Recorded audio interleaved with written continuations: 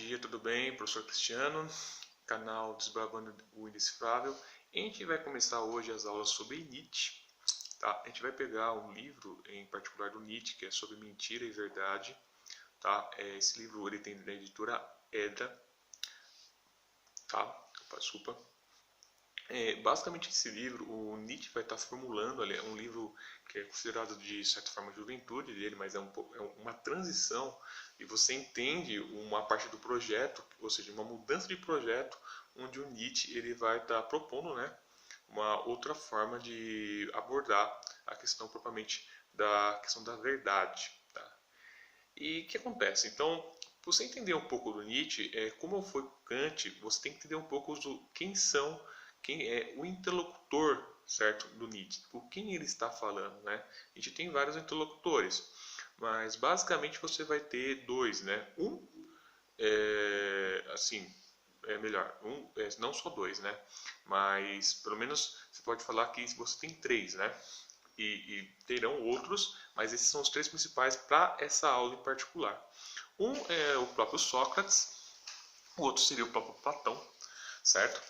E, de certa forma, também o cristianismo, certo? Entendido como um tipo de platonismo vulgar para o povo, certo? Então, Nietzsche entende o cristianismo, certo? Como um tipo de platonismo, uma filosofia platônica que foi vulgarizada para a população, para o povo.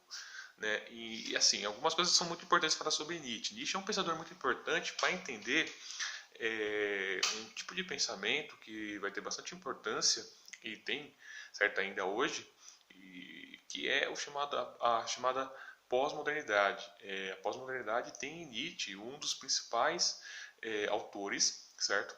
E, de certa forma, as argumentações de Nietzsche vão ter bastante influência sobre esses pensadores que se propõem a pensar a pós-modernidade, os críticos da modernidade, entre outras coisas. Então, o Nietzsche, né, ele pode ser entendido como um pensador que acredita que determinados valores que são até anteriores ao próprio cristianismo, foram abandonados, e ele pensa que esses valores de uma certa aristocracia, se você não sabe o que é uma aristocracia, é só lembrar das aulas da filosofia antiga, né? Que a gente falou sobre Homero, que a gente falou sobre os poetas, né? Da Ilíada, da Odisseia, daqueles heróis, certo?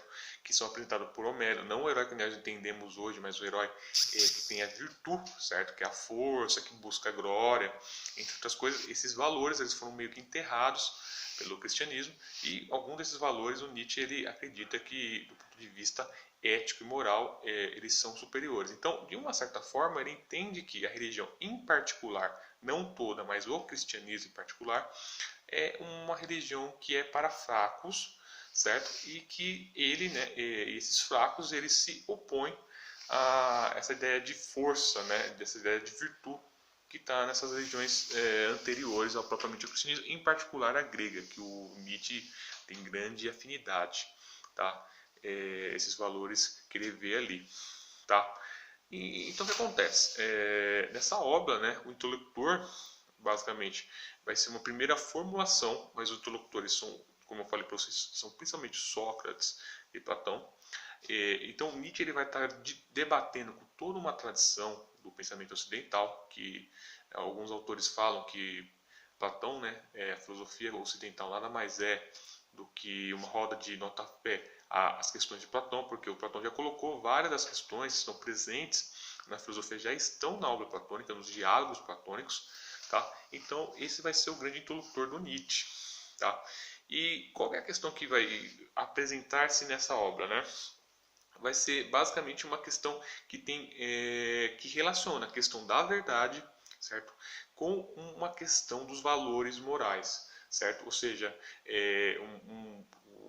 há uma ligação, a preocupação do Nietzsche é extremamente a moral. Por que eu estou dizendo sobre isso? Porque é muito comum você ver em alguns meios, né, você falar mal do Nietzsche por uma questão de pensar que ele é um tipo de nazista, né? Porque a figura do Nietzsche, depois que ele morre, né, a irmã dele pega as obras e mostra, e vai ter uma interpretação, e os nazistas mesmo vão ler Nietzsche como se fosse um precursor do próprio nazismo, certo? Então tem muita gente que pensa que o Nietzsche é algum tipo de nazista, e na verdade não tem nada a ver, isso não tem uma coisa a ver com a outra, certo? Isso é uma leitura que propõe um tipo de leitura política da obra dele, e uma coisa que ele fala muitas poucas vezes, raramente, para falar a verdade, eu vejo isso. A grande preocupação dele mesmo é a questão da moral e como que ela se fundamenta.